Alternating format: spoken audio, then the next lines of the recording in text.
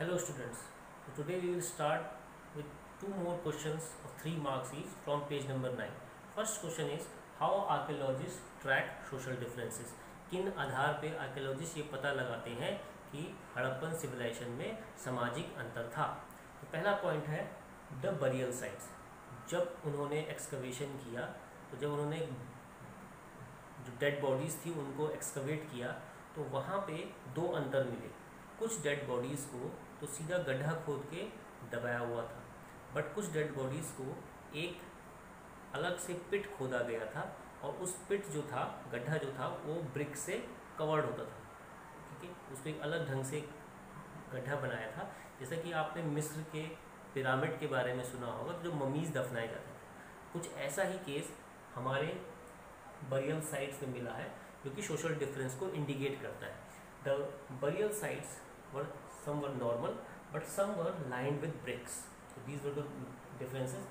But some graves जब उनको excavate किया गया, they have some precious ornaments and potteries alongside the dead bodies, so this also indicate that those peoples may have been some of rich, some wealthy families or from the king's families. Okay, next is the pottery and ornaments जो वहाँ पे मिले हैं, it shows that the Harappan people may have a belief in the afterlife, just like the mummies found in the pyramid, they also have the belief in the afterlife. Then the dead were buried with a copper mirror. कुछ जो कब्र मिली हैं उसमें dead bodies के साथ copper mirror मिला है। तो पेज नंबर 9 में आप ये भी देख सकते हैं कि फ़ोटो बनी है कॉपर मिरर की।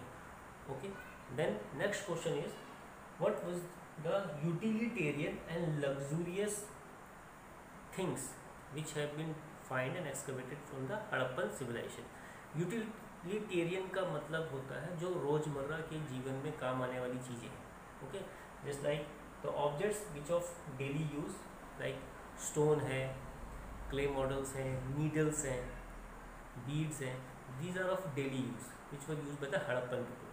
But some areas when archaeologists excavated, they find some different objects which are of very rare quality, and those were limited to the few places. What were those? Costly. They were very costly because they were brought from far off places, just like one is lapis lazuli. Okay, this was specially found in Afghanistan area. Then they must have been brought from long distance. Otherwise the rare objects were mostly constituted only from Mohenjo-daro and Harappa. And one was the fanes.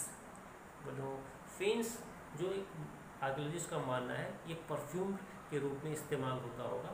कैसे बनाया जाता था, इसका जो बनाने का तरीका था वो काफ़ी कॉस्टली था और काफ़ी समय लेता था। Okay, so this we have considered the luxurious item. So this the difference between these two can be there in the exam also, and when we compile those two differences we assume that there have been a social differences prevalent in the Harappan civilization. Fence बनाना कैसे था कि जो ground silica था उसको colour और उसको गम के साथ उसको पकाया जाता था, उसको आग में पकाया जाता था, ये काफ़ी समय लेता था। ओके, तो आप इन दो क्वेश्चन को देखिए, पेज नंबर 9 में ये क्वेश्चन आते हैं। मैं फिर आगे के चैप्टर में आपको दूसरा टॉपिक कवर करूँगा। ओके, सो आशा है आप लोग मेरी वीडियो को देख रहे होंगे। आप कभी पेंसिल लेके इन क्वेश्चंस को नोट करिए और मुझे फीडबैक दीजिए। हिस्ट्री पढ़ने का एक अच्छा तरीका है जो हम क्लास 12 में पढ़ते हैं, आपको पैराग्राफ वाइज क्वेश्चन को देखना है, हर एक क्वेश्चन को समझना है और पैराग्राफ वाइज में से क्वेश्चन फ्रेम कर सकता है एग्जामिनर। वो मैप वर्क में भी हो सकता है। आप जब पढ़ेंगे तभी आप लिख पाएंगे। आप उनको पढ़िए, उसको समझिए, क्वेश्चन नोट करिए, and then the reading habit और राइटिंग हैबिट को डेवलप करिए। The more you read the more you can write and frame sentences. So thank you for now. See you in next video. Thank you.